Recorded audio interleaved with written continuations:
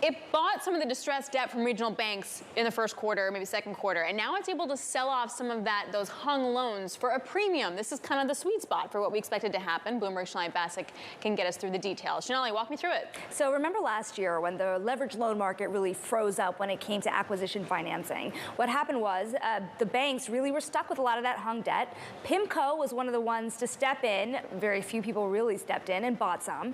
They bought some, particularly when it came to Worldline, the Apollo acquisition.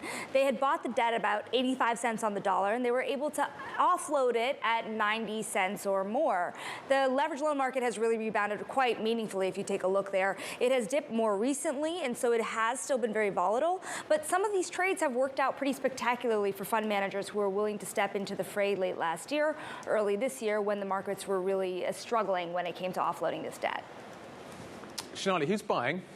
Who's buying? Other fund managers. What's interesting, too, is because you saw that kind of chart there about how volumes and prices have really come back slightly here, but they have not rebounded fully. So you're still buying debt at a discount to par. Okay. And so if you have a little less risk appetite than, say, Pimco did in the doldrums of last year, you still may be buying because if you expect them to recover fully, there's still some money to be clipped from that discount there, Guy.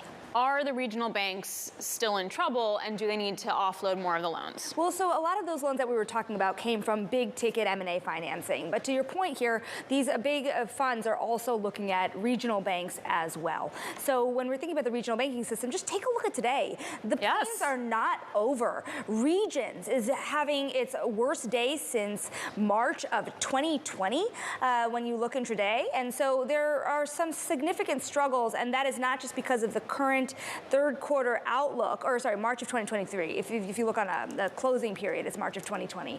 But you know, that March number was when you saw the worst of the banking crisis this year really come to the fore. Why is Regions doing so poorly? Because people are very worried here about the outlook for net interest margins. These are profitability questions, not banking crisis questions again. And so in the private markets, there's a lot of questions on how they can come to the fore and really help these banks with their cost of funding and take some assets off their books to make it a little easier for them to weather this prolonged kind of storm.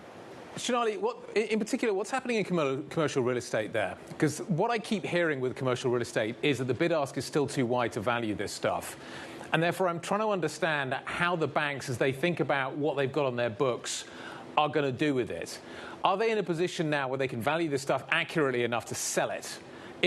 What can they offload that you can price accurately, and what can't they at this point? That question that you're asking is the same question I ask every private asset manager when I walk into a meeting, and it's because that clearing price is still so uncertain. And it's not just tied to commercial real estate, Guy. It's tied to all sorts of types of loan books.